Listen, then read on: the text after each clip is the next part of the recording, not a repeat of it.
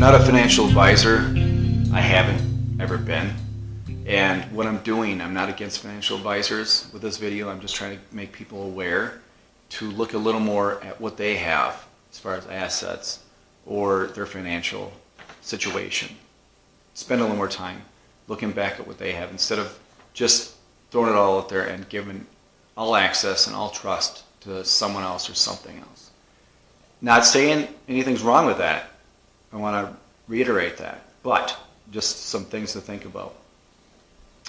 Financial advisors, not all, but usually, most of them, make money, I'd say make money, whether you make money or lose money. That's it. You get a financial advisor, you give them however much money, or monthly, or a lump sum, and from there, they invest on your behalf according to what you want to do in the future, what risks you want to take, what you don't, and they'll advise you one way or the other, try to help out with your decisions. And then, like I said, they make a fee. Whether you lose money or gain money, they still get their fee. They get their fee from what you have, from having you as a client. They call it assets under management. So one advisor maybe have 5 different clients, then they have a number of assets under management. Another advisor maybe have 500, then they have a whole plethora of assets under management. And they get this fee, whether it's a monthly fee that they get from this, or whether they get a yearly fee, or however their fee breakdown works. They're making money, they're getting money, I should say, getting paid, whether you make money or lose money. Whether your stocks gain or crash, they're making the same amount. So just think about that. There's very limited, usually financial advisors are very limited as what they can invest in or help you invest in. Usually I have a gamut of things. A lot are mutual funds, different ones. But from there, at least in my experience when I was dealing with financial advisors, they couldn't reach out and say, hey, well, we would like to drop these things and we want to invest in gold, or this gold miner, or this silver miner, or this avenue here, or this other thing here that I feel is hot, whether it's a marijuana stock, that kind of stuff. We weren't able to. At least the ones that I've dealt with and talked to over the years. They're stuck in this mutual fund or these other funds that their company they work for says are okay. So they're locked. They don't have a lot of freedom. So what happens is usually someone comes in to their company and then they're selling whatever new mutual fund sort of thing they have grouped together, or another sort of thing along the same ends. They're telling them about it. They're trying to pitch them, give them a pitch and say, this is the latest and greatest for your clients. So try to, instill this and try to get some of your clients to go this way. Sort of like similar to pharmaceuticals and doctors. I'll get into that a little bit. So they don't really manage your funds per se.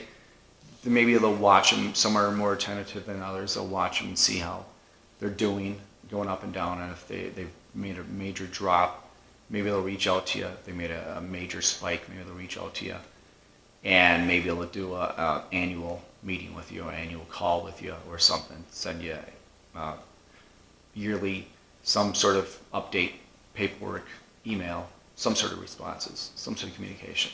That's usually how it goes. So similar to a doctor in that sense too.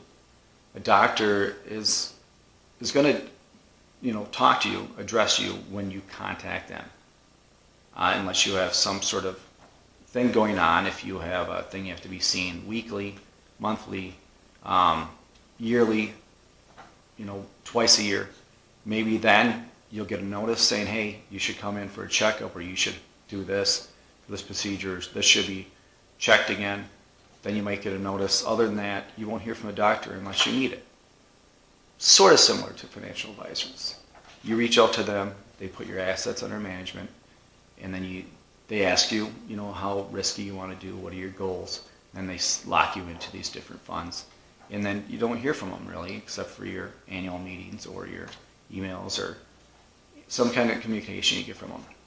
And when you're losing money, or maybe gaining money, depending on the stock market, they're continuously getting their fees. So it doesn't matter what the stock market does, what the funds do, they're still getting paid what they're getting paid because it's assets under management. So just think about that. So when they come in, and maybe they'll have some sort of conference, or the reps come in to talk about different mutual funds or different products to offer to clients on this level. It's the same sort of thing as doctors and pharmaceutical reps. Maybe the reps will have some sort of conference doctors will go to, or at least sales reps I used to have someone in my family who used to do this, would go into different doctors' offices. He would show them the latest medication or the latest pharmaceutical that's out there for certain ailments and say, this is latest and greatest, this is what it does, and we think that your clients or your patients would benefit from this. So why not try out? And then to get doctors interested, usually they would give them some sort of goodies, when they come in to talk to them, or at the conferences, doctors would get a free ride there, free trip there, free flight there, stay in a hotel for the weekend, have fun, that kind of stuff. Not really bribing, but it's actually a nice benefit. And then you leave there with some swag, some stuff. So usually it's incentive based. I can't say that for sure, but at least what I've heard from the people I know who've done this. Usually it's incentive based, not you do this, you get that. It's usually we suggest you should do this, and then because of that, these things will follow, sort of deal. At least that's what I've known and ran into.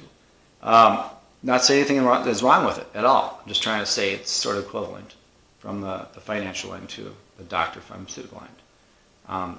So the doctors don't spend all this time going through all these different pharmaceutical drugs, vaccines, the latest and greatest. People come in and talk to them and tell them what the latest and greatest is, and from there they take their word for it for the most part. Maybe one or two will do a little bit of research on it, but usually not. At least that's my experience. And then they'll just run with it. Same with financial advisors. At least that's what I know. I'm not saying this is for all. Absolutely not saying that. But I'm saying this is a really high known practice and a real high percentage that happens. An awful lot. So why am I telling you this? I'm just telling you this, not saying don't go with financial advisors, don't trust doctors, don't do this. No, not at all. That's not what I'm saying. I'm just saying, just think about this. And I use the doctors and the pharmaceuticals as sort of an analogy to try to say this is how the financial advisors work, at least with the mutual fund on it, but 401k, IRA, that kind of stuff. It's assets under management. That's what the game is, and no matter what and how you're doing with your finances, the financial advisors still making their fees, still getting their money. Same sort of way with no matter how you're doing health-wise, the doctor's still getting his fees, still getting his money, and that's fine. I'm not saying anything's wrong with that. I'm just saying, just think about these things a little more. Maybe look at your health a little more on a personal level. Look at your financials, your financial, situation and your finances on a more personal level. Look at it and maybe spend a few minutes, a few hours here and there and just look into things and say, hey, is this the right thing for me? Do I want to throw all my trust to A when B might have a little bit to offer that A is not getting me? I'm just trying to make you guys aware. I know it's taken me years to figure things out like this, and I'm much more happy, and I've benefited from this tremendously. But as everything, as one of the videos I talked about recently, It took time. Everything takes time. And where you spend your time is where your life's going to end up and how things are going to go for you. So you spend time recklessly and in the bad ailments, the bad stuff, that's how your life's going to end up. You spend time focused on the things that you want to accomplish, the things that you want to grow, the things that you feel you benefit from. That's how your life's going to end up. But that's a different video. Anyways, I digress. Thank you for watching. As always, stay vigilant, protect yourself, protect your family, protect your health.